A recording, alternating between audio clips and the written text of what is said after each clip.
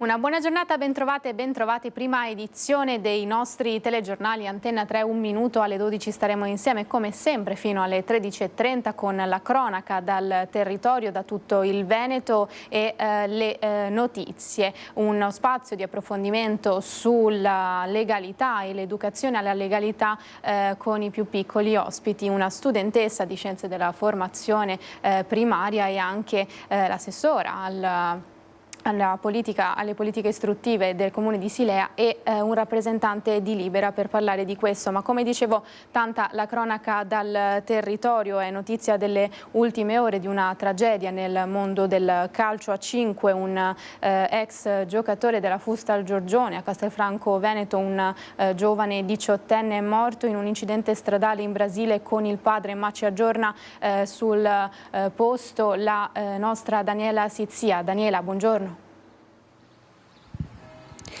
Buongiorno Edi, buongiorno anche ai telespettatori. Noi, lo vedi, siamo in Piazza Europa Unita. Qui c'è la sede del Futsal Giorgione dove ha militato questo giovanissimo Gianluca Salvetti, 18 anni, una promessa del calcio a 5, tanto che era stato ceduto proprio al calcio a 5 Roma, una promessa. Aveva giocato anche con l'Under 19 nazionale dell'Italia, è un giovane italo brasiliano, era andato in Brasile per le vacanze, poi sarebbe tornato qui nel nostro paese a Roma per continuare a giocare qui in Italia. Purtroppo il drammatico incidente stradale nel quale ha perso la vita lui e il papà Rafael, anche lui militava, era un allenatore del calcio a 5, aveva militato in diverse squadre anche qui del Veneto, ma non solo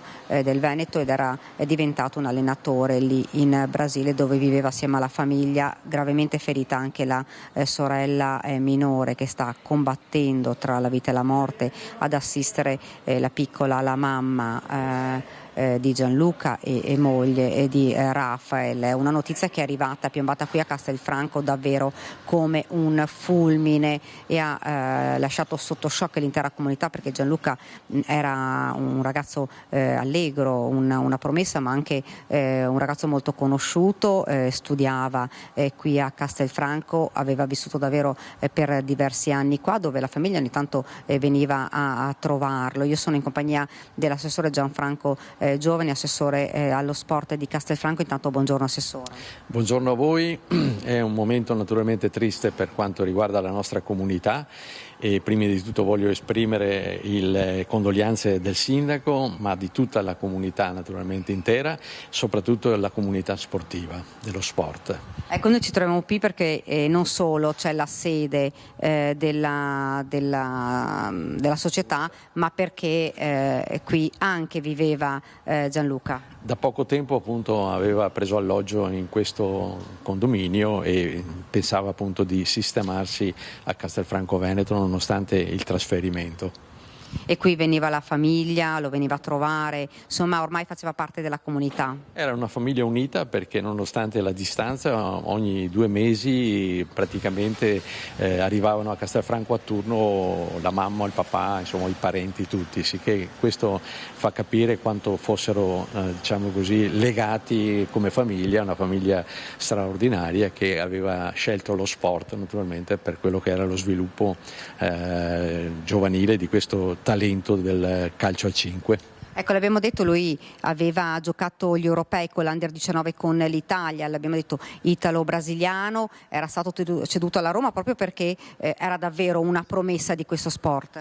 Purtroppo ci lasciava, ma sicuramente era una grande soddisfazione per lui perché militare in una squadra importante come la Roma è evidente che era il suo sogno di fatto e che avrebbe raggiunto nei prossimi mesi probabilmente. Adesso era in vacanza, le diciamo così abituali vacanze di rientro per stare vicino alla famiglia, e questo veramente ci ha creato molta tristezza perché non si pensava a un epilogo di questo genere così grave, del resto perché la morte anche poi del padre assieme nell'incidente, sì, che è una famiglia che è colpita duramente evidentemente, soprattutto poi c'è anche la sorellina di fatto che sta combattendo tra la vita e la morte, sì, che è un brutto momento. Anche da parte della società della Roma hanno fatto sapere, sono davvero sotto shock, attendevano Gianluca a braccia aperte, lo stavano attendendo i giocatori, i suoi compagni di squadra nuovi, lo stava attendendo la società, i dirigenti, e tutti rimasti davvero sconvolti per questa notizia. La dinamica di questo incidente ovviamente è ancora tuttora al vaglio, sembra che ci fossero delle condizioni meteo avverse, probabilmente l'auto del papà di Gianluca, Rafael, per evitare l'impatto con un'altra vettura ha sbandato ed è finita fuori strada. Nulla da fare purtroppo né per Gianluca né per il papà, e come detto invece in gravi condizioni la sorellina che si trova ricoverata in ospedale in Brasile, assistita dalla madre. Insomma, la speranza davvero che si salvi lei in questo drammatico incidente. Qui a Castelfranco sono sgomenti, una notizia che non si voleva dare, così l'ha commentata anche il presidente della società che sta tornando dalle ferie. Ha detto mai avremmo voluto darvi una notizia così drammatica. Edi, qui da Castelfranco è davvero tutto, io ti cedo nuovamente la linea. Grazie Daniela, grazie all'assessore e a Tommaso Migotto che ha curato la parte tecnica per questi aggiornamenti. Noi continuiamo invece con la cronaca dalle strade del Veneto. Il tragico incidente lungo la Monselice Mare è costato la vita alla 16enne Arianna Cuccato. A tradire il giovane fidanzato che era alla guida probabilmente una buca sulla strada. Una buca lungo la strada, la sterzata per evitarla, l'auto che perde aderenza, carambola nel fossato e poi finisce in un avvallamento ribaltandosi. Potrebbe essere stata questa la dinamica del gravissimo incidente avvenuto poco dopo l'1 di lunedì in via Bassa lungo la Monselice Mare a Correzzola. A perdere la vita tra le lamiere accartocciate della Fiat Punto è stata Arianna Cuccato, 16 anni, di Conselve. C'erano 5 amici tra i 16 e i 21 anni, 3 ragazze e 2 ragazzi nell'utilitaria, di ritorno da una serata passata nella spiaggia di Sottomarina. Alla guida il fidanzato di Arianna. Ad avere la peggio la giovanissima, gli amici di fatto sono rimasti illesi. Una ragazza solare e amata Arianna, studentessa modello, impegnata nelle attività della parrocchia di Conselve e anche nei centri estivi del basket in queste settimane. Un incidente che riporta l'attenzione sulla pericolosità di una strada che resta tra le più trafficate di tutta la regione, dove, a detta dei residenti, la velocità è uno dei grandi problemi. Il cuore è troppo forte. Non si fermano intanto le indagini sull'incidente condotte dai carabinieri di Legnaro e del nucleo operativo di Piove di Sacco. Solo al termine degli accertamenti sarà possibile fissare la data dei funerali di Arianna Cuccato. Ed è ancora ricoverato in ospedale in gravissime condizioni l'uomo investito a Ponte San Nicolò nella mattinata dell'altro ieri.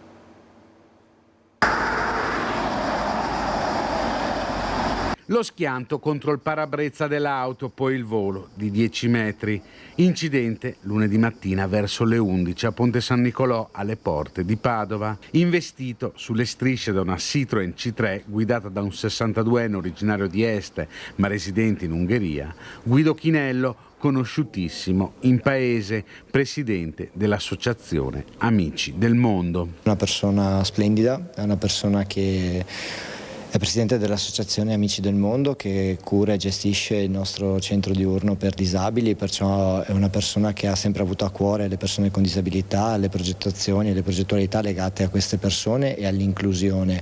Perciò è una tragedia che tocca tutta la comunità e siamo vicini alla famiglia. E lungo via Marconi le vedete i rilievi della polizia locale intervenuta subito dopo l'incidente. Sul posto, oltre alla polizia locale, anche i carabinieri della locale stazione e i sanitari del SUEM 118 che per lunghi minuti hanno rianimato Chinello prima di portarlo in ospedale, dove è stato ricoverato in terapia intensiva in condizioni gravissime. Le prossime ore saranno decisive. Probabilmente accecato dal sole, l'autista del mezzo ha visto solo all'ultimo Chinello che stava attraversando la strada a bordo della carrozzina su cui è costretto dopo un precedente incidente stradale. Una strada molto trafficata via Marconi, parte di una strada statale, quindi gestita dall'ANAS. La richiesta del primo cittadino è quella che venga depotenziata e resti una strada regionale, così da poter intervenire con provvedimenti strutturali. Questa mattina per prima cosa ho convocato subito il mio assessore alla viabilità, con il quale ci siamo presi l'impegno di interloquire immediatamente con la Regione, chiedendo un appuntamento all'assessore De Berti perché venga attuata una delibera regionale che declasserebbe la statale a regionale, e questo ci permetterebbe di mettere in maggiore sicurezza tutti gli attraversamenti attraverso l'istituzione di isole salvagente, impianti semaforici, rotatorie, che oggi purtroppo, essendo una statale di competenza ANAS, non è possibile istituire. Più controlli per evitare queste drammatiche morti, l'appello delle associazioni vittime della strada. Gira nelle scuole e parla di incidenti stradali di prevenzione. 20 anni fa Paolo Battistini ha perso il figlio Andrea, che aveva solo 15 anni. Da allora il suo impegno nell'Associazione Italiana Familiari e Vittime della Strada non è mai cessato. Ci vorrebbe più consapevolezza e responsabilità da parte di tutti, giovani e meno giovani. E purtroppo incrementare la prevenzione, l'insegnamento dalle scuole alle autoscuole, un insegnamento diverso, perché purtroppo la prevenzione e il rispetto delle regole sono quelle che contano per la salvezza umana.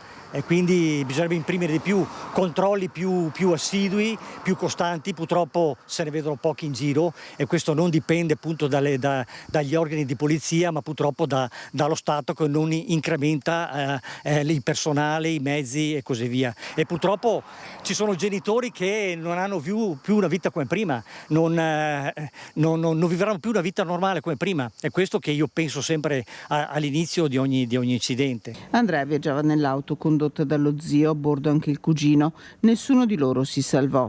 L'incidente a Cantarana di Cona, 3 chilometri dalla drammatica uscita di strada della Fiat Punto. Il 21 giugno del 2004, anche lì un semaforo rosso non rispettato, una fortissima velocità, e quindi un guardarei che non ha tenuto, la macchina è caduta nel canale, per cui non c'è stato nulla da fare. E dopo il drammatico incidente costato la vita a Chioggia a 2 giovani moldavi, intervengono i residenti della zona nei pressi di Isola Verde, che denunciano la pericolosità di quella strada. Il giorno dopo il terribile schianto lungo la strada che da Chioggia porta a Isola Verde, i residenti di Sant'Anna alzano la voce perché lungo quest'argine gli incidenti si ripetono da anni, uno anche mortale in questo stesso punto pochi anni fa, e chiedono interventi per mettere in sicurezza una strada giudicata pericolosa. Questa è una strada molto trafficata durante il periodo estivo.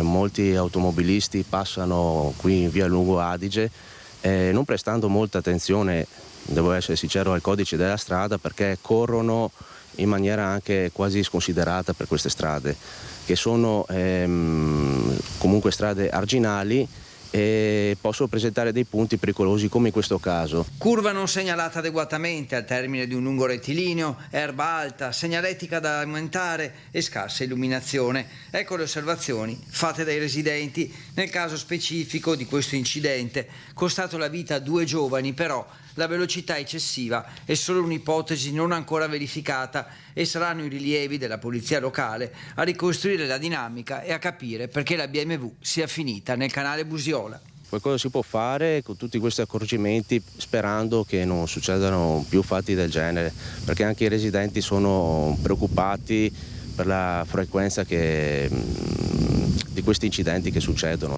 Intanto sono stati identificati i corpi delle 2 vittime, operai moldavi poco più che ventenni, in trasferta e che alloggiavano proprio in un appartamento di Isola Verde, mentre il 33enne superstite, anche lui moldavo, è ricoverato in gravi condizioni all'ospedale di Mestre.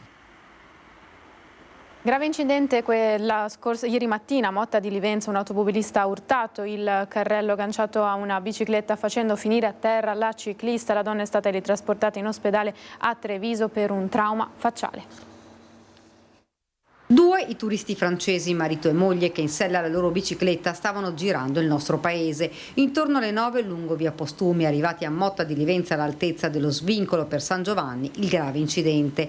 Un automobilista ottantenne a bordo di una Mercedes ad un tratto ha iniziato una manovra svoltando a sinistra. In quel momento stavano transitando i due coniugi. La donna, 67enne, era in sella alla sua due ruote e trainava un carrello. Dai primi accertamenti della polizia locale la vettura avrebbe agganciato proprio il piccolo rimorchio della bici facendo cadere a terra la ciclista. La turista, nonostante avesse il caschetto, ha sbattuto violentemente il volto procurandosi un grave trauma facciale. Immediatamente è stato chiamato il SUEME 118. Sul posto gli operatori dell'ambulanza che hanno portato la donna poco distante dove ad attenderla. C'era l'elicottero del servizio emergenza. La turista è stata elitrasportata all'ospedale di Treviso in gravi condizioni ma non in pericolo di vita. L'automobilista avrebbe riferito alla polizia locale di essere stato abbagliato dal sole e per questo non aver visto i due ciclisti arrivare. La dinamica del sinistro, l'ennesimo sulle strade della Marca, è comunque il vaglio delle forze dell'ordine.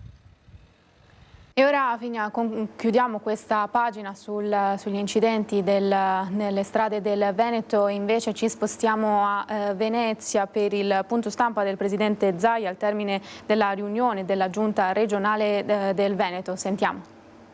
Le quali cubano, nel totale, danno un movimento finanziario di circa 360 milioni di euro. Di questi 360 milioni di euro, 175 sono parte pubblica e la rimanente è parte privata.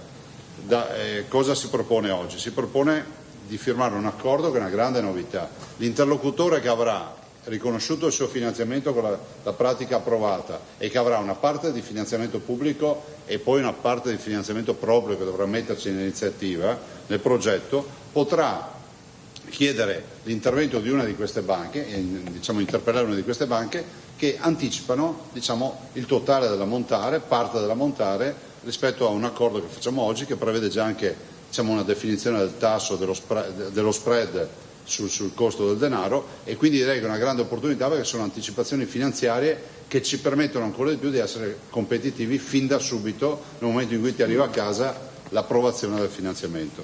Passerei la parola prima al commissario Stella e poi facciamo chiudere all'assessore Canero. Sì, grazie Presidente, grazie all'assessore, buongiorno a tutti. Come diceva il Presidente, grazie all'impegno dell'Agenzia, alla volontà anche della Regione e alla collaborazione delle banche, sottoscriveremo oggi in pochissimo tempo un protocollo d'intesa che prevede, come ha detto prima il Presidente, la facoltà di chi riceve, beneficiario di aiuti comunitari, aiuti pubblici, di ottenere, che solitamente funziona così. Vi dico un attimo come funziona. Uno è un imprenditore agricolo, questa non è destinata alla grande industria perché pensiamo, Presidente, che la grande industria abbia già il loro filone di finanziamento. Ecco, qui andiamo proprio sulla piccola media, quello che secondo noi ha più bisogno. Fabrizio Stella chiede alla VEPA di usufruire, perché se deve comprare un trattore, deve costruire una stalla, sono finanziamenti, cioè investimenti, chiede di avere praticamente una misura che deve poter accedere a quella misura. Quella misura prevede che solitamente dal 40 al 60%, se vieni ammesso e sei finanziabile, ti venga dato, come dicevo prima, a fondo perduto il 40, 50, 60%, dipende appunto dalla misura. Facciamo una media del 50%, si chiede 100.000 euro, si fa un'istruttoria, alla fine di questa istruttoria si diventa meritevoli o meno di ricevere dei fondi comunitari. E questa è la cosa più importante che abbiamo fatto che abbiamo presentato alle banche per far sì che loro si rendano conto che l'istruttoria VEPA, che è un'istruttoria molto importante, che vede la congruità di questo investimento, che sono importanti, anche investimenti da 1 milione, cioè 800-900 mila euro, sono molti soldi, come diceva prima il Presidente, la spesa ammessa è di circa 360 milioni di euro, per alcune misure di cui 175 mila sono di fondi pubblici, quindi AVEPA ha la responsabilità di dire anche nei confronti dell'Unione Europea: questo Fabrizio Stella è meritevole di questi 50.000 euro, però gli altri 50.000 euro l'imprenditore li deve mettere lui, e forse anche probabilmente perché, siccome il contributo pubblico viene erogato per stato di avanzamento lavori alla presentazione delle fatture quietanzate, quindi deve prima dare i soldi e poi presentare la richiesta di rimborso, oppure compra una cosa in una volta sola e comunque la deve pagare e presentare la fattura, la BEPA poi fa la sua procedura, liquida e rimane comunque la parte che spetta a Fabrizio Stella privatamente. Con le banche abbiamo fatto sì che si rendano conto che l'istruttoria, questo è il cuore diciamo così, dell'accordo, che prendano atto dell'istruttoria che è stata fatta su Fabrizio Stella, che Fabrizio Stella è meritevole di avere i contributi pubblici, ok? E di conseguenza gli facciamo vedere, perché è facoltà poi di chi va a chiedere in banca questo finanziamento, gli facciamo vedere la nostra istruttoria. Quindi siccome la nostra istruttoria pensiamo che pesi, anche perché le banche a tutt'oggi, non faccio una colpa a nessuno, anzi li ringrazio per la collaborazione, avere proprio specializzazione nell'agricoltura è difficile che le abbiano, quindi per loro deve essere un valore aggiunto. Cosa significa avere un valore aggiunto per loro? Okay, significa che abbiamo contrattato con le banche, le ringrazio anche, abbiamo distribuito un sacco di Scottex per quel giorno lì, Presidente, perché piangevano un po' tutti, cioè, nel senso che abbiamo parlato di spread, roba così, E comunque... Esaltino lo spread. No, ma capito, sono d'accordo, Presidente. Cosa? Però, no, massimo. No, allora il tasso, questo secondo me... Quindi nessuno di voi arriva al 2,5? Sono d'accordo. D'accordo? Sì, infatti sono d'accordo anch'io. Perfetto. Perché, Presidente, qua si tratta di... le banche sono tante, praticamente sono tutte, no? Insomma, avete visto che le ringrazio da questo punto di vista. Certo. Mettere d'accordo tutte è stato un po' così complicato, ma ci siamo riusciti. Cosa prevede questo strumento, diciamo così, questo accordo? Che poi ogni agricoltore andrà nelle banche, che ha detto prima il Presidente, e si sceglierà la banca che gli farà meglio oppure la banca che ha già. Comunque questo prevede un finanziamento che prevede fino al 100% delle spese ammesse, cioè Fabrizio Stella presenta 110.000 euro, ti dicono guarda 5.000 euro, 5.000 euro non le puoi mettere, sono spese che ti finanziamo 100, sai che 50 sono così e 50 devi mettere tu. Tasso massimo applicabile, è importante questo, qua c'è stata una diatriba, avevo messo pari a 3 mesi, poi qualcuno ha detto 6 mesi, poi ha detto 6 mesi, allora è venuta fuori la frase tasso massimo variabile Euribor di periodo, cioè si tratta comunque di 3 o 6 mesi e comunque sta a chi va là a negoziare. Il periodo massimo appunto dello spread aggiuntivo è del 2,50, ricordo appunto alle banche, non agli altri, alle banche, che è il massimo, come dice il Presidente, insomma. La cosa importante è che questa procedura ha 0 spese di istruttoria per l'utente, cioè per chi va là, quindi insomma sapete che comunque le banche qualcosa riescono sempre, sono gentili, ma qualcosa insomma, quando suona il campanello sono già 10 euro, 20 euro. Ma voi avete lo stesso problema dei politici, mettetevi il cuore in pace. 0 spese di istruttoria e ringrazio appunto per le 0 spese per la gestione del conto dedicato, perché si apre un conto dedicato. Perché rieccoci in studio, riprendiamo la linea dagli studi di San Biagio perché lo avete sentito anche voi, c'è in corso la presentazione di un accordo tra le banche e l'agricoltura per dei sostegni, ma rimaniamo in quel di Venezia perché l'assemblea promossa dai partiti di opposizione per ribadire la necessità di nuove elezioni e le dimissioni del sindaco Brugnaro dicono di fatto è il primo passo per il campo largo, l'obiettivo le primarie per un candidato sindaco unitario. Sentiamo.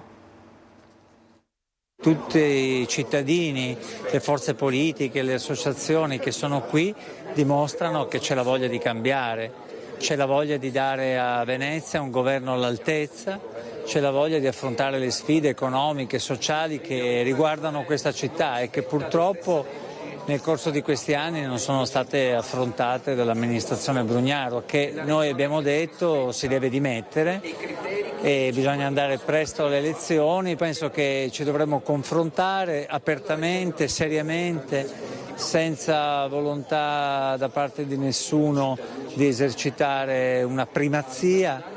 Dovremmo parlare di programmi, dovremmo essere convinti, tutti i requisiti che io credo ci saranno, perché a Venezia si tratta di rigenerare un tessuto democratico. Per lavorare sul futuro occorre ragionare, capire e valutare. Il campo è largo, ma bisogna anche capire quali sono le regole che questo campo si darà. Voi siete per le primarie? Noi siamo per le primarie, lo diciamo da tanto tempo. Le primarie sono lo strumento democratico per riunire tante forze assieme. Abbiamo sempre maggiori elementi e secondo me anche sempre più forza, perché adesso ecco, l'elemento in più è che anche i cittadini secondo me si stanno rendendo conto e c'è un buon ritorno.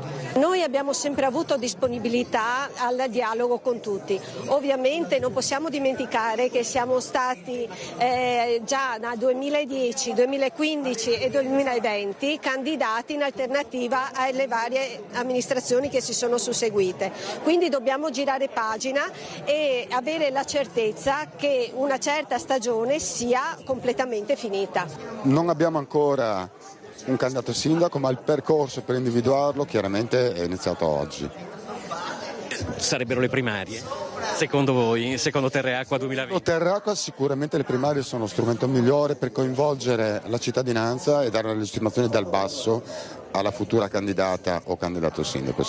Secondo lei questa consigliatura arriverà fino alla fine del mandato oppure cadrà prima? La valutazione politica devono fare gli alleati di Brugnaro e Fratelli d'Italia in particolare, perché se il sindaco non accede neanche alla richiesta minima che ha fatto Fratelli d'Italia, e cioè di sostituire il direttore generale indagato, perché non possiamo avere alla testa della macchina comunale un direttore generale indagato, Fratelli d'Italia potrebbe fare le sue valutazioni e staccare la spina, come suol dirsi. Noi chiediamo che si dimetta, perché anche se continuasse, al di là dell'iter giudiziario che si svilupperà comunque nei prossimi mesi, l'ombra del sospetto del conflitto di interessi graverebbe addosso a ogni atto della Giunta e quindi del Comune e della città, e la città di Venezia sotto gli occhi del mondo non può permettersi di vivere sotto sospetto. Noi ritorniamo alla cronaca. È stato salvato con l'elicottero un 14enne veronese sull'Arzino, una tragedia sfiorata dunque.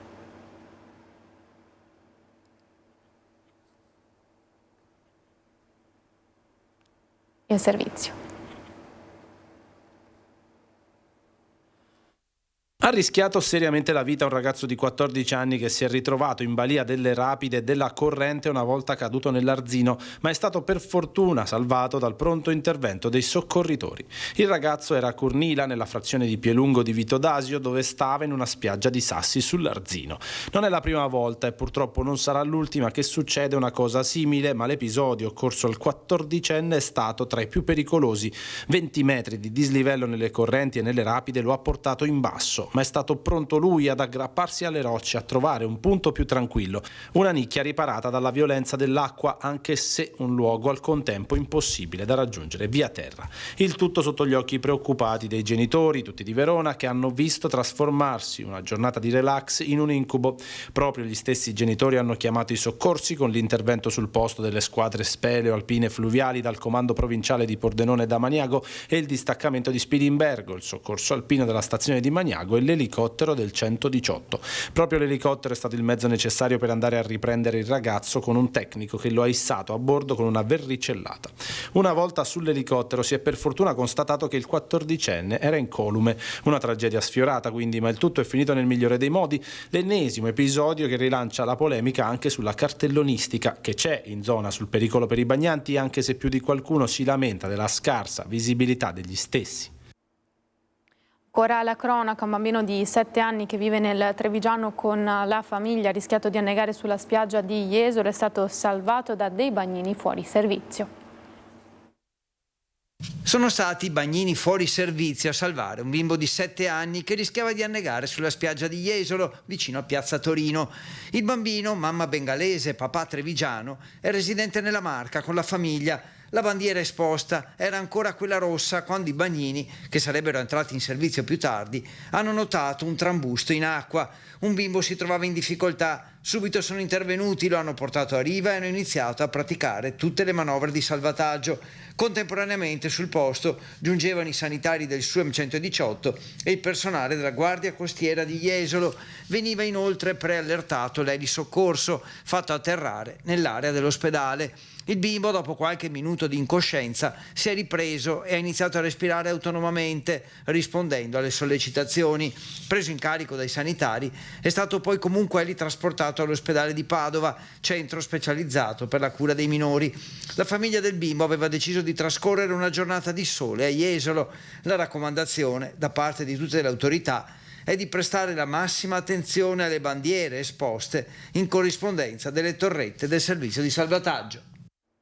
Interrompiamo la cronaca per spostarci a Schio, paese d'origine di Thomas Ceccon, oro olimpico nei 100 d'orso, e c'è per noi la nostra Vanessa Banzato in compagnia della sindaca. Vanessa, buongiorno.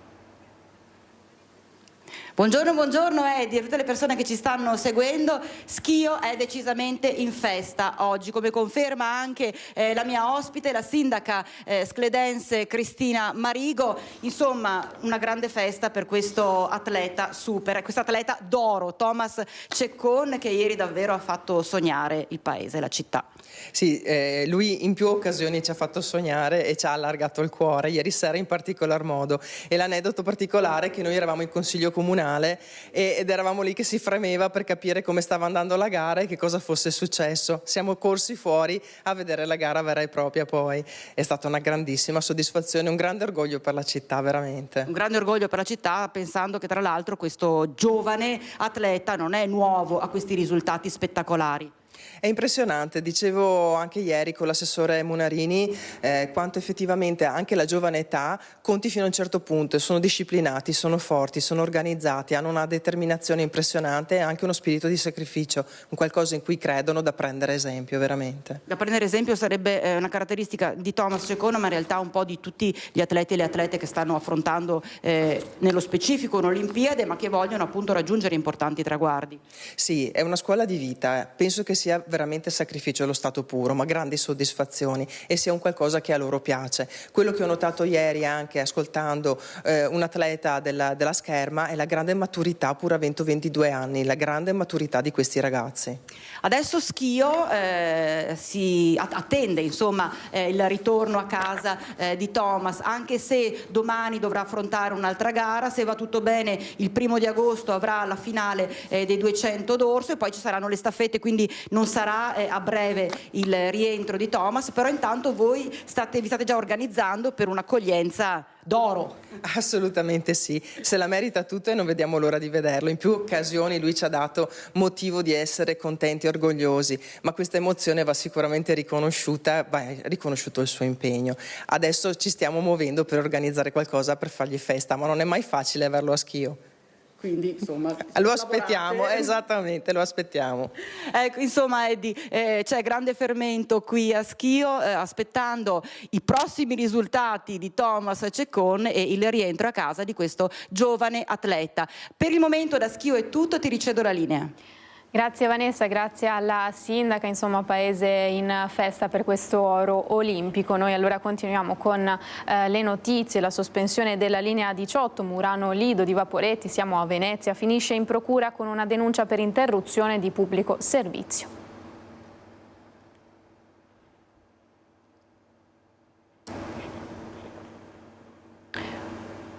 Ecco il servizio. Si chiede di indagare e valutare sotto il profilo penale quella che a tutti gli effetti si configura come interruzione di pubblico servizio.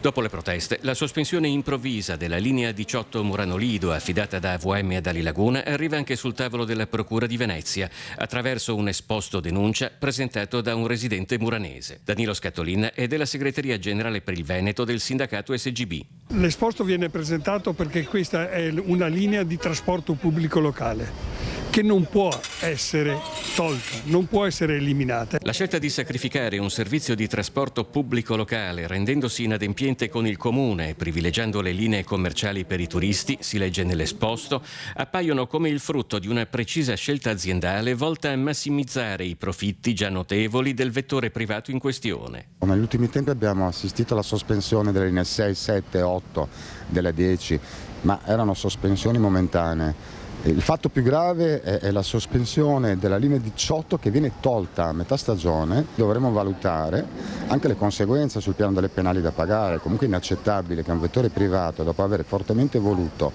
l'affidamento o subaffidamento in linea di trasporto pubblico, decida unilateralmente di sospendere il servizio. Per quanto riguarda CTV, il sindacato SGB non ritiene accettabile la motivazione di carenza di personale. La carenza di personale è dovuta solo al fatto che in questi ultimi 3 anni la CTV ha scelto di dare disdetta di tutti gli accordi di secondo livello, facendo così non c'è più nessuno che vuole venire a fare questo tipo di lavoro. Si guadagna troppo poco? Si guadagna troppo poco, ma non solo il guadagno, le condizioni di lavoro. Sono cambiate pesantemente le condizioni di lavoro che hanno inciso sulla qualità di vita dei lavoratori e quindi nessuno più vuole venire a fare questo lavoro. E con questo noi ci fermiamo, pochi minuti di pubblicità, tra poco.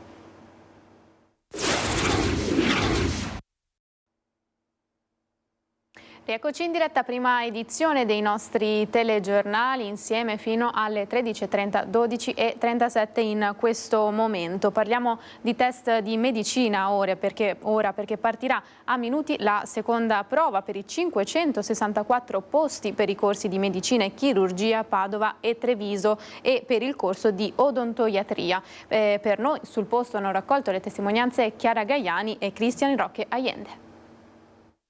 Test d'ingresso alla facoltà di medicina, sta per iniziare a brevissimo la seconda prova utile per quest'anno. La prima si era svolta il 28 di maggio. A questa prova sono iscritti 2511 futuri aspiranti medici, 1789 sono delle ragazze, 723 sono i maschi.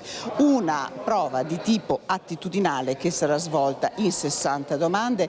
Dall'anno scorso, ricordiamo, gli studenti possono affrontare anche più prove per raggiungere un punteggio migliore e per tentare di entrare nella facoltà da loro prescelta.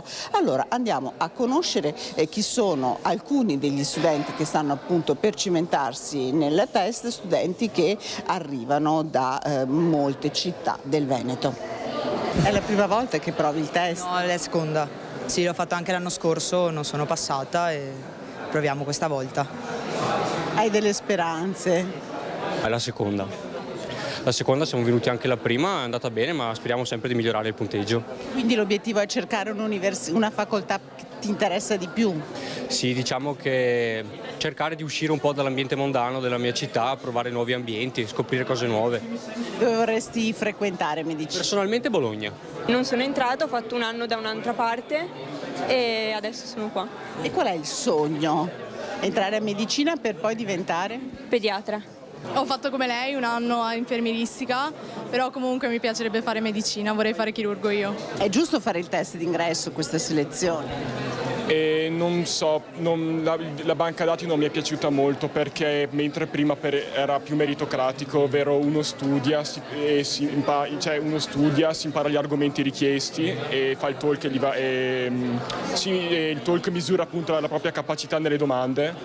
Adesso con la banca dati non è più meritocratico, una persona si impara a memoria le domande, le risposte, quindi uno viene qua e fa il talk a memoria, come penso la maggior parte delle persone qua.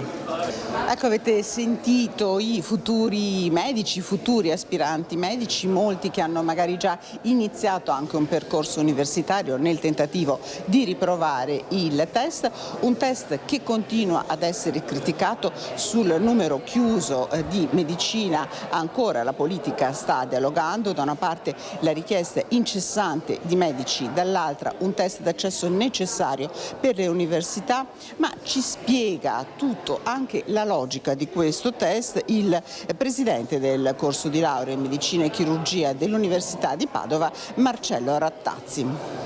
Si è sempre cercato in questi anni di trovare una formula che possa raccogliere, diciamo così, la maggiore efficacia nell'intercettare studenti che siano poi performanti nel percorso di studi. Quello che posso dire è che questa formula attuale comunque recluta all'interno del corso studi di medicina studenti di qualità, perché noi ogni anno laureiamo circa il 50% degli studenti di medicina alla prima sessione utile per la loro formazione, quindi vuol dire per il loro conseguimento del titolo, quindi vuol dire che chi entra poi performa in modo eccellente nel percorso di studi. E ora parliamo di autovelox attivi ma non a norma. L'inchiesta della Procura di Cosenza arriva anche in Veneto, a Vicenza. Ci sono 2 autovelox in tutta la città che si trovano in via Aldo Moro, proprio dove c'è collegato il nostro Carlo Alberto Inghilleri sul posto. Dici di più, buongiorno. Sì, buongiorno a tutti i telespettatori. In effetti ci troviamo qui a Vicenza, in via Aldo Moro. Questo è l'unico punto della città in cui ci sono degli autovelox, dei dispositivi di rilevamento della velocità. Sono puntati sui 90 km/h, questo è il limite di questa strada extraurbana e si tratta proprio degli autovelox modello T-Expeed V2.0 finiti nel mirino della Procura. Il tipo di autovelox che vi ho citato è quello che in questo momento la Procura di Cosenza sta attenzionando. Ci sono dispositivi dislocati in tutta Italia. A Vicenza, come vi dicevo, questi sono gli unici 2 impianti e rispondono proprio allo stesso tipo, allo stesso modello. Però attenzione, in questo momento non c'è stata ancora nessuna disattivazione degli impianti. In questo momento gli impianti si trovano al loro posto e sono perfettamente funzionanti e in questo momento stanno proprio rilevando la velocità delle automobili che passano al mio fianco. Che cosa possiamo dire? Possiamo dire che la polizia stradale in questo momento sta procedendo a disattivare gli impianti indicati dalla Procura di Cosenza come non legittimi, ma a Vicenza gli impianti ci sono e non è escluso che qualcosa possa cambiare nelle prossime ore, ma non possiamo neanche confermare che questi 2 impianti rientreranno nelle attenzioni della Procura. Lo stesso modello di impianto, il T-Expeed V2.0, è presente anche a Venezia. Quindi vedremo, work in progress in questo momento, vedremo se nelle prossime ore succederà qualcosa. Al momento a Vicenza gli impianti sono al loro posto e perfettamente funzionanti. Pochi minuti fa ho parlato anche con il comune di Vicenza e mi confermano di non aver ancora ricevuto nessuna notifica di disattivazione di questi 2 impianti. Quindi insomma, cosa dire, a Vicenza gli automobilisti ma anche il comune rimangono con il fiato in sospeso in attesa di vedere che cosa succederà, anche perché potrebbero esserci delle conseguenze anche per gli automobilisti, per chi è stato sanzionato, perché potrebbe richiedere, appunto, fare ricorso e quindi chiedere di non pagare la sanzione che gli è stata comminata da degli impianti considerati non legittimi. Ecco, da questo punto di vista quindi work in progress, come dicevo prima, vedremo l'evolversi della situazione e ovviamente noi di Antenne 3 vi racconteremo tutto in tempo reale. Appuntamento ovviamente ai telegiornali di questa sera. Per il momento, se non ci sono domande da studio, restituisco la linea.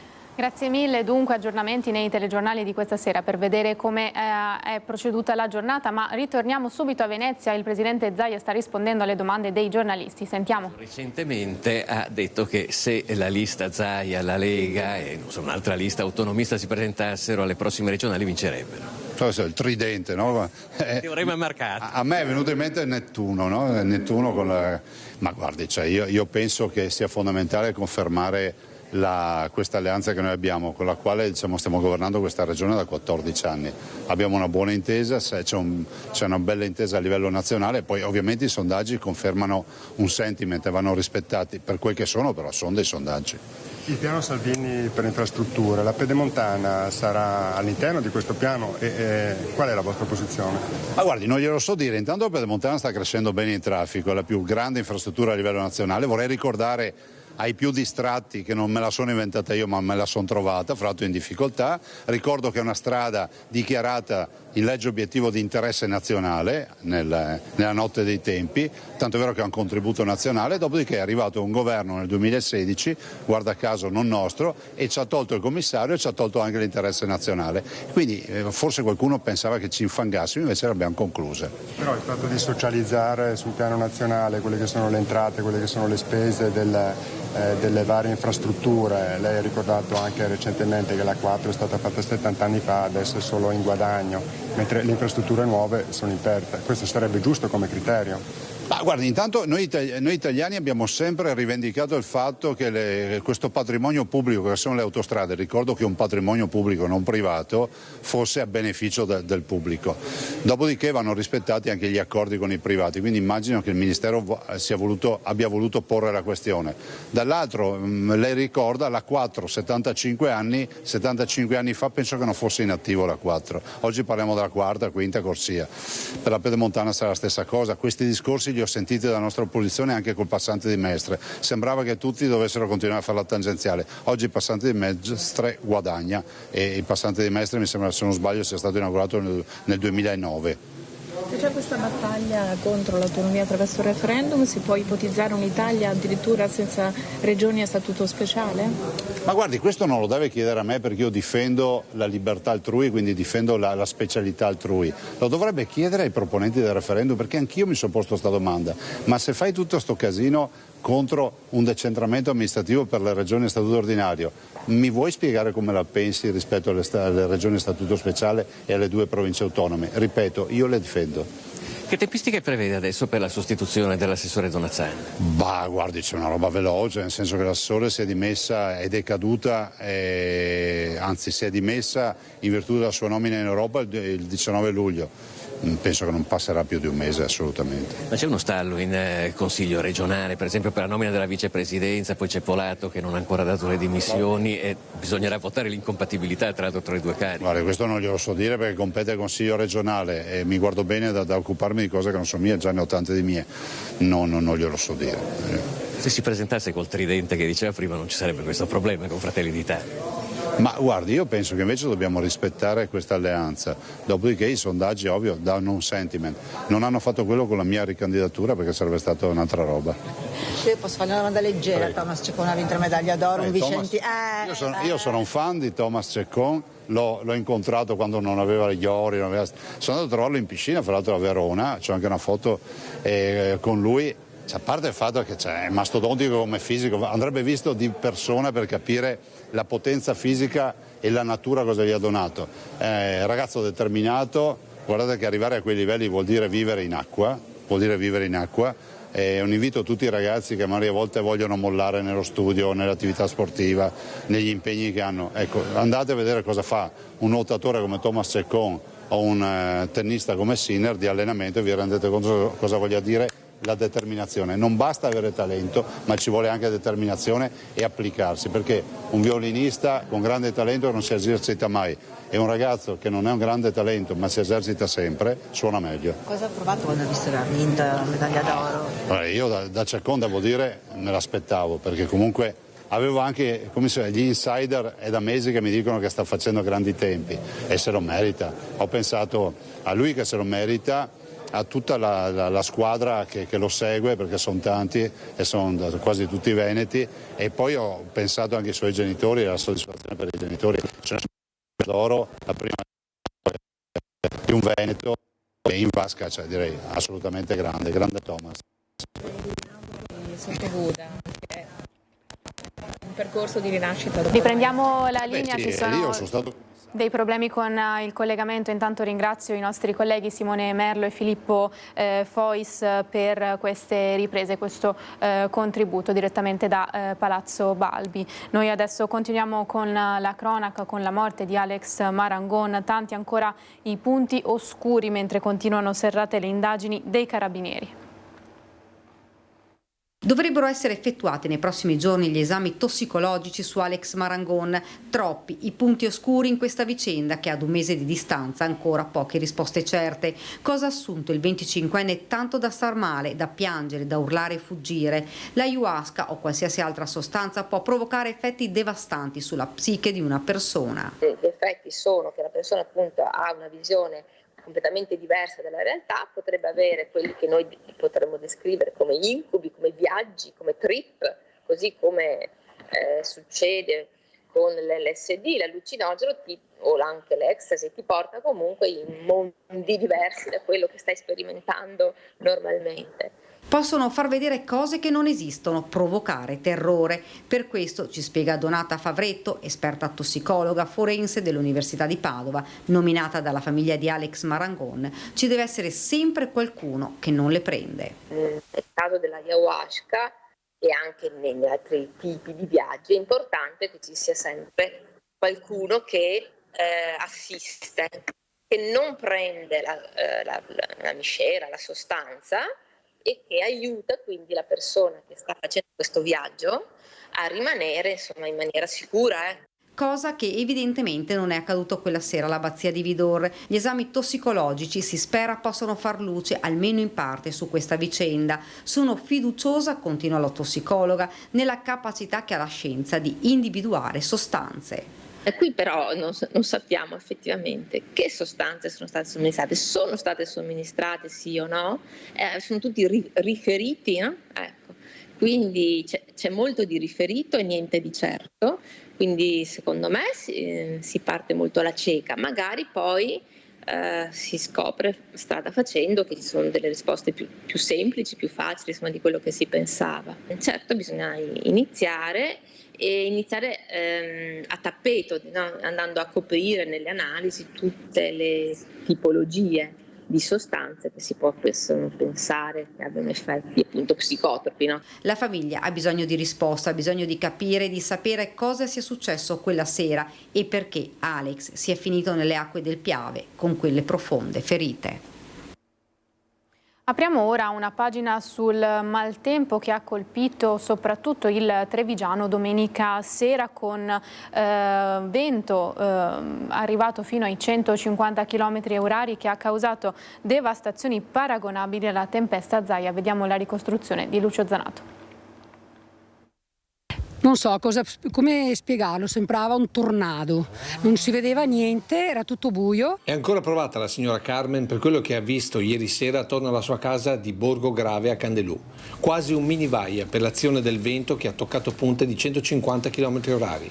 È stata una grandinata particolarmente violenta, anomala per certi aspetti perché lungo l'asse del Piave ha una provenienza ovest, poi man mano che ci si allontana troviamo i danni principalmente con grandine derivante da est, quindi che significa che ci siamo trovati in mezzo a un vortice. Pioggia, grandine e soprattutto vento, tanto vento che ha devastato boschi di noci, ha abbattuto alberi secolari, raso al suolo intere coltivazioni. Qui cosa c'era? Radicchio trevigiano.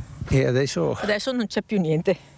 Erano 15 giorni che l'avevano piantato, non c'è più niente. Qui c'erano i cetrioli che erano qualcosa di meraviglioso, perché aveva un orto che sembrava un giardino.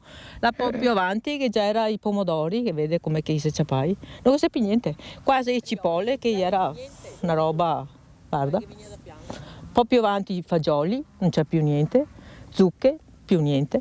Era una roba che giuro che non ho mai vista. Tutto su un tratto c'è un torco di vento e qua davanti che già era terra secca si è visto un fumeron di terra e dopo tutto un tratto tanta pioggia e dopo tempesta pura.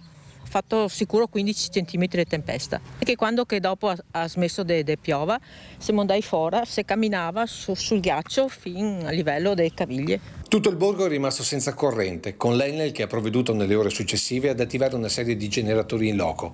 E sempre da ieri sera e per tutta la giornata di oggi sono continuati a decine gli interventi dei vigili del fuoco in zona, parte degli oltre 200 in tutta la provincia.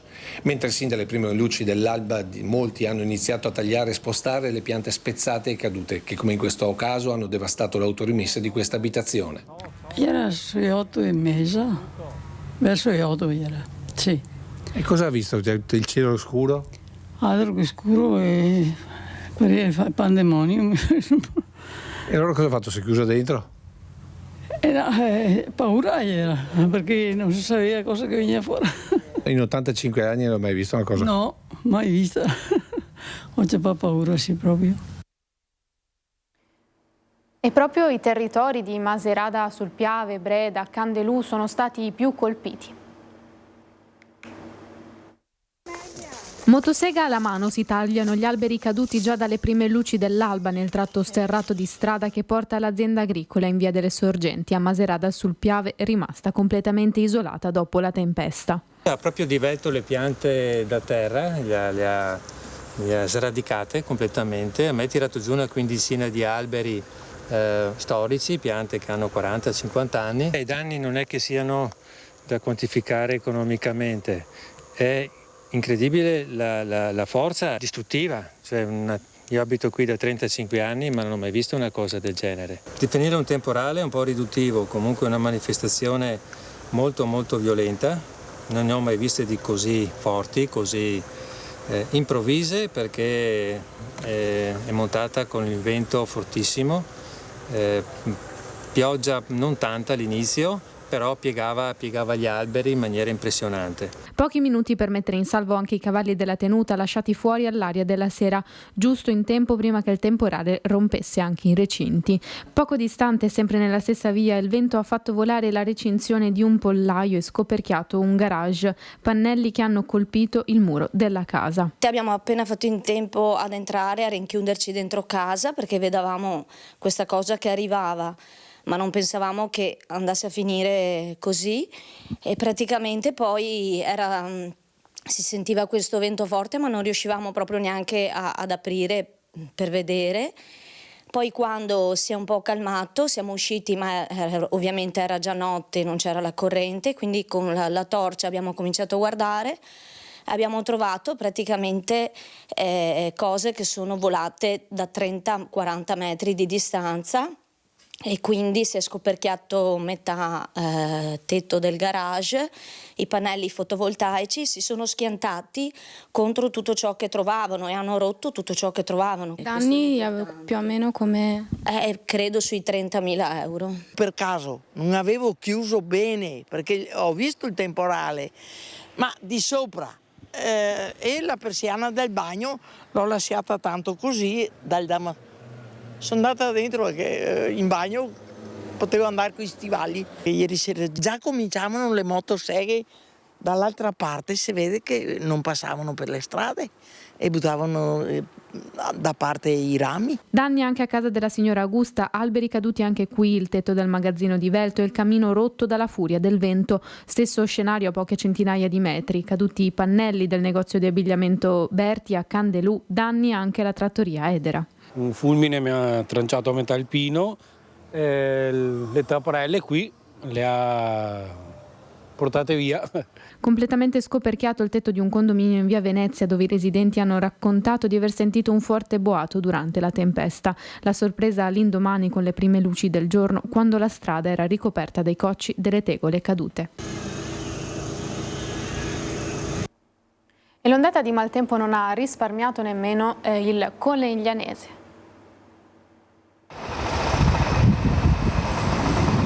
Buongiorno, un peccato, mamma mia, un disastro. Mi dispiace.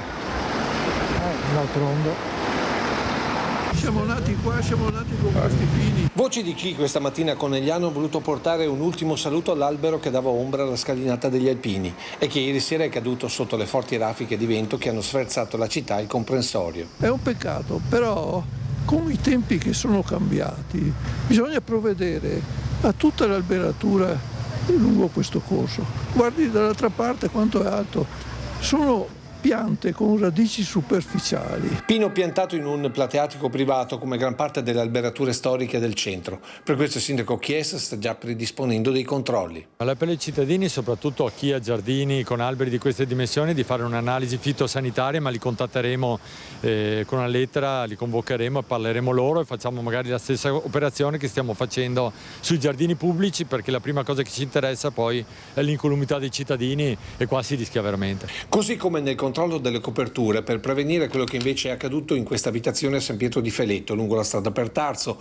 con lamiere e materiali isolanti volati sul vigneto vicino. Oppure con alcune tegole dell'edificio di fronte, cadute fortunatamente senza colpire persone o vetture in sosta.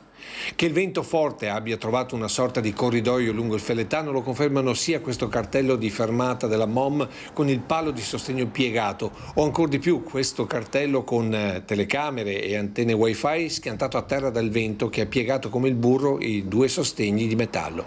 Vento accompagnato a grandine che ha colpito a macchie, come si vede in questo versante, e che ha compromesso in parte la produzione di prosecco in zona, oltre ad alcuni impianti come questo con i vitigni scaraventati a terra.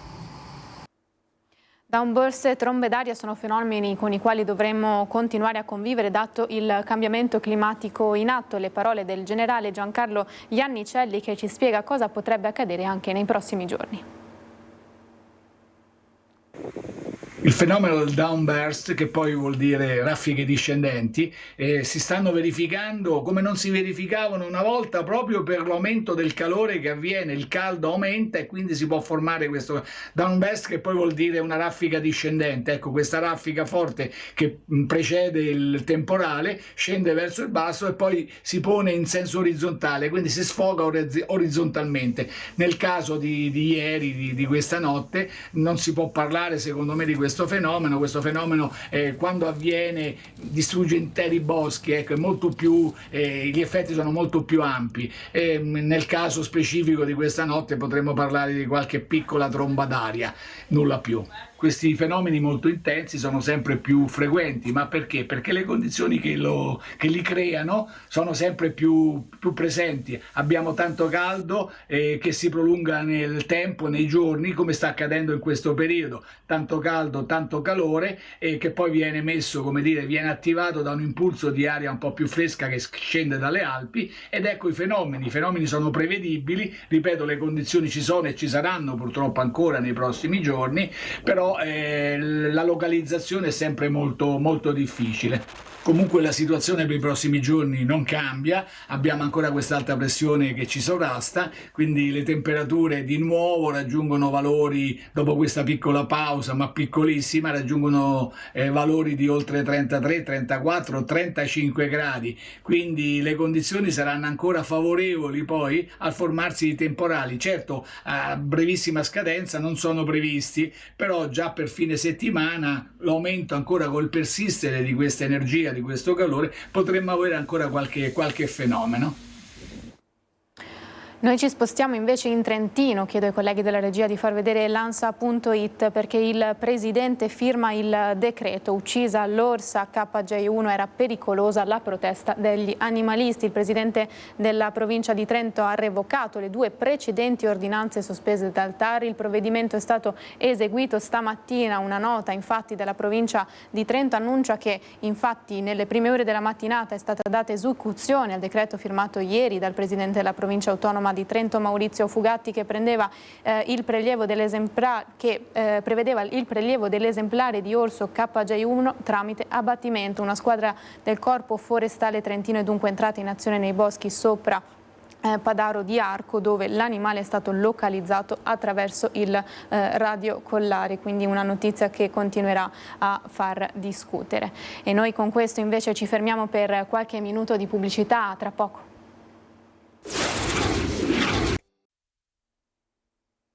Rieccoci tornati in diretta, prima edizione dei nostri telegiornali 13:07. Apriamo una pagina di approfondimento sull'educazione alla legalità. Saluto e presento i miei ospiti: Valentina Furino, studentessa di Scienze della Formazione e docente di scuola primaria, e poi accanto a me invece Dario Furlanetto di Libera di Silea, e collegata via Skype l'assessora all'istruzione del comune di Silea, Angela Trevisin. Buongiorno a tutti e grazie per essere in nostra compagnia. Perché parliamo di educazione alla legalità? legalità, perché prima di tutto, Valentina, tu, ci diamo del tu, hai vinto un premio a Roma per la tua tesi dei progetti sull'educazione alla legalità per i più piccoli. Qual è la necessità che ti ha fatto scrivere questa tesi e che poi ti ha portato a Roma ad essere premiata dall'ex ministro Renato Brunetta? Buongiorno a tutti, grazie, vi ringrazio. Allora, l'educazione alla legalità è una tematica trattata soprattutto grazie alla legge recentemente introdotta del 2019 sull'educazione civica, che porta a appunto introdurre l'educazione civica nelle scuole di ogni ordine e grado. Quindi la necessità che interessa le scuole, sin dalla scuola dell'infanzia alla secondaria di secondo grado, di parlare di educazione alla legalità anche e soprattutto con i più piccoli, perché appunto io mi sono laureata in scienze della formazione primaria e il focus della mia laurea è stato proprio parlare di educazione civica con focus sui principi della legalità con i più piccoli.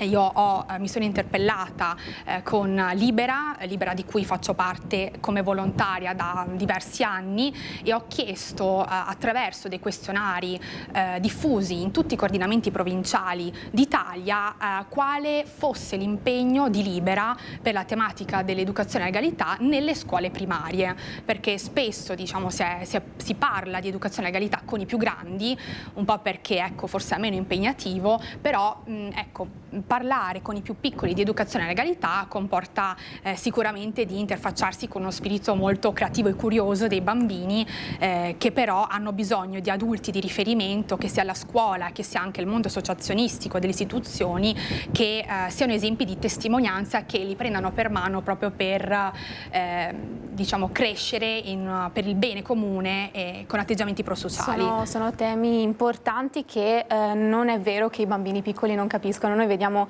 abbiamo appena visto delle immagini che scorrevano mentre tu ci raccontavi insomma del perché hai scelto di fare questa tesi, questa attività, e quali progetti che tu hai presentato e che poi ti hanno portato a questo premio. Allora, sicuramente nella mia tesi di laurea ho posto a confronto l'impegno per l'educazione civica, la legalità di due scuole d'Italia, confrontandole, una scuola del nord in provincia di Modena, dove ecco, l'impegno dell'istituzione e dell'associazionismo è molto molto importante, e sono sia istituzioni che associazionismo a cercare di impegnarsi nelle scuole con progetti di educazione civica, sì, dalla scuola dell'infanzia, con una scuola della provincia del Siracusano, che sicuramente ha un'utenza un po' più fragile, in cui ecco, l'impegno delle insegnanti è doppio, perché talvolta ecco, la presenza del mondo associazionistico e delle istituzioni è meno importante. Ho concluso diciamo, il mio elaborato finale riportando un'esperienza diretta di progetti di educazione civica dalla scuola dell'infanzia, trattando della Convenzione ONU sui diritti dell'infanzia e dell'adolescenza, fino a un progetto realizzato in una classe quarta di una scuola primaria, in cui ho portato, diciamo, ho fatto conoscere loro i due magistrati Giovanni Falcone e Paolo Borsellino attraverso un cartone animato che ha permesso di capire come sin da quando erano bambini abbiano ecco, avuto uno spiccato senso per il bene comune, uno spiccato senso di responsabilità civica, e ecco, hanno conosciuto la figura dei due magistrati sin dalla loro infanzia fino ad arrivare a l'importante impegno che hanno tenuto diciamo, in età più adulta. Vedevamo dei disegni, delle scritte dei bambini, come ci siamo arrivati a questi disegni? E poi raccontaci di questo albero fuori microfono. Mi raccontavi che i bambini hanno voluto, dopo questi progetti che tu hai svolto, hanno desiderato appendere i loro pensieri al famoso albero di Falcone e Borsellino. Certo, allora con la mia classe quarta abbiamo conosciuto più da vicino la realtà insomma, che gravita attorno ai due magistrati, ovvero attraverso un collegamento a distanza con la Fondazione Falcone di Palermo, che ha permesso di conoscere meglio le due figure e l'impegno che hanno avuto non solo nel tessuto sociale siciliano ma anche nazionale, e diciamo il progetto è rimasto nei bambini in modo talmente tanto significativo che abbiamo pensato di costruire dei messaggi, di scrivere dei messaggi e di metaforicamente appenderli all'albero della memoria a Palermo, ma un bambino della classe, la cui famiglia ha origini palermitane, ha deciso di sospendere spontanea volontà di raccogliere i messaggi di tutti i suoi compagni, andandoli ad appendere a tutti gli effetti all'albero della memoria di Palermo, proprio in simbolo del percorso fatto, dando voce ai pensieri di tutti i suoi compagni. Assessora Angela Trevisin del Comune di Silea, cosa pensa di questo progetto e di questi progetti? I bambini capiscono e come, e anzi sono loro a portare avanti molto spesso, una volta indirizzati alla legalità, a portare anche nelle famiglie questi temi e questa sensibilità. L'iniziativa del bambino che raccontava Valentina è emblematica. Beh, ecco, io penso, volevo sottolineare il fatto che ho anche la delega proprio alla legalità, e quindi questo un aspetto importante. Istruzione, cultura e legalità sono 3 parole che dovrebbero stare e viaggiare insieme. I primi riferimenti sono appunto gli adulti e quindi mi auguro che sia il contrario, no? Che siano i genitori che rendono sensibili i ragazzi a scuola. Il mondo della scuola però è un mondo che va sicuramente agganciato e che va, come dire, deve diventare un partner istituzionale importante anche della pubblica amministrazione. All'interno del Comune abbiamo attivato proprio un percorso che si chiama La scuola al centro, una comunità che educa, e tutto l'Istituto Comprensivo di Silea ha svolto un percorso dedicato alla legalità nel corso degli ultimi 2 anni. Le classi sono andate in gita, in viaggio di istruzione sui luoghi di Falcone e Borsellino, abbiamo ospitato Don Francesco Di Luca, parroco di Scampia, abbiamo fatto vedere a scuola del teatro sociale e civile molto importante, penso a Giacomo Rossetto, al Teatro Becci. Ti racconto le mafie è un'attività che si fa nelle scuole e che poi ha portato a un collegamento anche con gli adulti, alla rappresentazione di Malabrenta. Cioè sono tutte azioni che secondo me la pubblica amministrazione deve mettere in campo, proprio perché la scuola è un ambito, è un ambiente molto ricettivo da questo punto di vista. Resta il fatto che si deve lavorare sulla comunità in generale e non si può lavorare solo sulla scuola.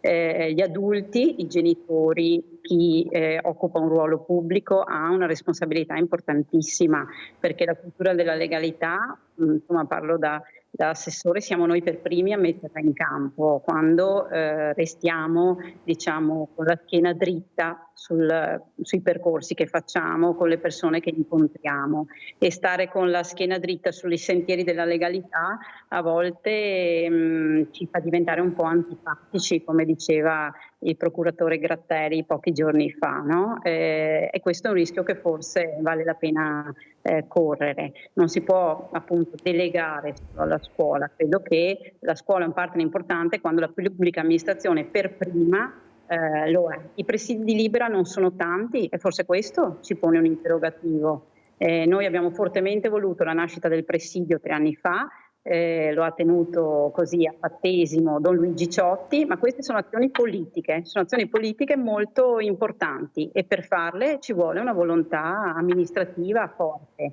Certo. Quindi la scuola da sola non va da nessuna parte se non è accompagnata da chi amministra un territorio. Accanto a me Dario Furlanetto di Libera Silea, come raccontava l'assessora, un presidio nato pochi anni fa ma che si sta impegnando molto. Certamente, intanto saluto i telespettatori e ringrazio per l'invito perché insomma inaspettato e comunque gradito perché appunto i temi sono di notevole importanza. Ma allora il presidio in realtà ha circa un anno di vita, è stato appunto battezzato da Don Luigi Ciotti il 18 settembre dell'anno scorso. È stata un'esperienza ovviamente molto emozionante e che ha coinvolto l'intera cittadinanza con particolare partecipazione delle scuole, insomma. Quindi è una cosa importante e rilancio quello che diceva l'assessore. Allora, sono convinto che dobbiamo partire dalle giovani generazioni, ma è tutta la comunità che deve essere educata. Vedo al momento scorrere per esempio le immagini del 21 marzo, che è la giornata dedicata appunto alla memoria e all'impegno per le vittime innocenti di mafia. È stato anche quello un momento molto emozionante che abbiamo vissuto in prima persona, si parlava di 100.000 persone che sono ritrovate al Circo Massimo per rendere memoria ed onore alle vittime di mafia. Dico solo un dato, perché insomma, i numeri al momento non sono importanti, però si parla di circa 1081 vittime di mafia dall'Unità d'Italia ad oggi, e in una buona percentuale di casi queste vittime di mafia non hanno avuto una verità accertata. Quindi penso che sia fondamentale mantenere l'attenzione alta riguardo a questi temi anche per questo motivo, perché rischiamo sempre con le nostre coscienze di abbassare le difese e far finta che le cose passino e che torni tutto alla tranquillità. Detto questo, sì, il nostro presidio è nato circa un anno, è stato un processo abbastanza lungo, anche perché molte persone sono interessate, però non è difficile impegnarsi anche per motivi abbastanza contingenti. Abbiamo in un percorso che è durato circa un anno stilato quello che è il patto di presidio che ha voluto basarsi su dei principi fondamentali. Come diciamo riferimento abbiamo messo le parole di Martin Luther King quando dice: iniziamo a morire nel giorno in cui non parliamo delle cose importanti. Appunto, riteniamo che questi temi siano fondamentali e che le coscienze vadano formate a partire dai più giovani. Racconto un antefatto, perché nel 2021, non essendo ancora dentro a Libera, però mi ero avvicinato all'assessore ai servizi sociali e gli ho detto: guarda, l'anno prossimo ci sarà la giornata della memoria a Palermo. Sarebbe interessante coinvolgere la Consulta dei Giovani, che è una struttura che è già attiva da diversi anni nel nostro territorio, ed era stata colta questa occasione e mi interessava proprio rilanciare questa idea. Partiamo dai più giovani, perché i più giovani sono il futuro e sicuramente sono molto più sensibili di quanto possiamo immaginare. Purtroppo le vicende legate al Covid ci hanno poi condizionato e le cose sono andate in un'altra direzione. Dopodiché, quando è arrivata l'assessore Angela Trevisini che mi ha proposto di partire con questa nuova avventura, l'ho accolta con desiderio di fare e di progredire lungo questa linea. Giovani generazioni, Valentina, anche tu hai visto nei bambini, intanto che età più o meno avevano i bambini in cui hai fatto questi progetti e che risposta ti hanno dato, che domande ti facevano? Sicuramente io ho cominciato con un progetto in generale sulla cittadinanza con i bambini della scuola dell'infanzia. Diciamo che il focus è stato posto con dei bambini delle classi quarte di una scuola primaria sull'educazione alla legalità. Quindi parliamo di 7-8 anni più o meno? Sì, 8-9. Sì. E sicuramente, come ha detto Don Ciotti in un'intervista che ho avuto modo di fare con lui, i bambini hanno bisogno di adulti che veramente li accompagnino anche a sviluppare il pensiero critico, a capire come comportarsi nel rispetto non solo di se stessi ma anche degli altri.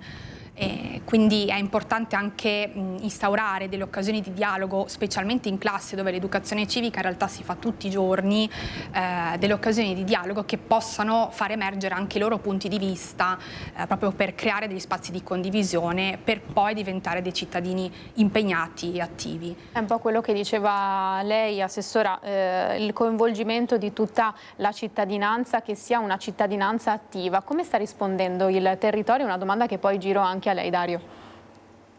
Guardate, non è una cosa facile perché questi temi hanno delle parole forti e le parole costruiscono le cose, no? Parlare di mafia, parlare di legalità, sono parole che sembrano sempre appartenere a un altrove, quindi non è facile. Io però sono molto fiduciosa sul fatto che insomma il riscontro l'abbiamo avuto, abbiamo visto il giorno in cui è venuto Don Luigi Ciotti, era una mattina, la scuola ha risposto, guardate, erano i primi giorni di scuola e ringrazio veramente la dirigente Maria Pia D'Avanzo perché ha colto l'importanza e quindi senza farsi problemi di permessi e di autorizzazioni al volo eccetera è riuscita a organizzare l'uscita di tutta la scuola. Erano presenti i cittadini, lo stesso quando abbiamo rappresentato Malabrenta, no? Sono cose che sollecitano la comunità ma nello stesso tempo la inquietano un po', la mettono un po' in discussione E credo che però noi abbiamo il compito di guardare lontano e di non desistere da questo, anche se siamo scomodi a volte, perché guardate, l'agire amministrativo di un amministratore pubblico si basa spesso sul consenso e il consenso rifugge dalle parole difficili. C'è un'etica però della responsabilità che secondo me ci fa agire sul lungo periodo. Quando ho insistito perché si avviasse il presidio di Libera, ho pensato a chi verrà dopo il nostro essere amministratori e quindi a quanto importante sia che la comunità agisca su questi temi indipendentemente da chi amministra. Creare una cultura della legalità è una cosa che si fa passo dopo passo, azione dopo azione. Quando si avviano certi processi non si hanno mai le masse, le folle, ma io sono convinta che insomma, ci sia un terreno fertile, stanno accadendo delle cose molto problematiche anche intorno a noi, insomma la cronaca è piena, anche Asilea stessa è stata protagonista di... Certo, ce lo ricordiamo, ne abbiamo dato testimonianza anche noi come telegiornale, sì. Quindi nel senso nessun territorio escluso, esattamente. Esatto, nessuno è immune e non si può far finta che non ci appartenga o girarsi dall'altra parte.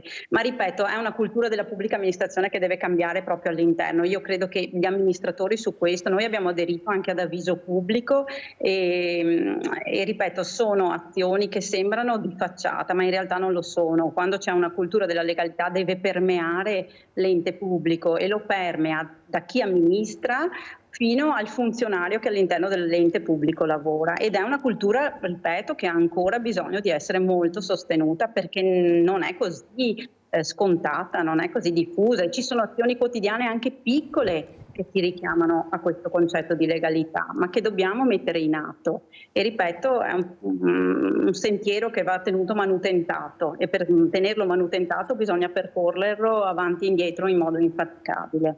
Dario, il territorio di Silea come sta rispondendo? Quali progetti che avete in campo? Ok, bello, sì, tanto volevo dire, allora, legalità dovrebbe essere un concetto che va a braccetto con un'altra idea che è quella della giustizia. Questo è un aspetto che dobbiamo sempre ribadire. E sì, un altro piccolo elemento che insomma il procuratore di Venezia ha detto proprio nelle giornate in cui veniva inaugurato il nostro presidio che il Veneto è un territorio con attività mafiosa radicata, quindi la mafia è ben presente nel nostro territorio e questo purtroppo è un concetto che non è ancora entrato nelle nostre teste. Viviamo di una specie di pregiudizio impositivo, cioè abbiamo l'idea che certi problemi ci siano distanti, ma in realtà sappiamo benissimo che le mafie hanno attraversato il sud, si sono espanse in varie direzioni anche a livello transnazionale. E questa è un'idea che appunto fa fatica da un lato ad attecchire. L'altra idea che è importante, che fa un po' attecchire, è l'idea che il problema non sia nostro, cioè non siamo noi che dobbiamo affrontare il problema, ci sono altre istituzioni. E invece la mafia ha terreno fertile in questo tipo di idea perché sta bene ben nascosta.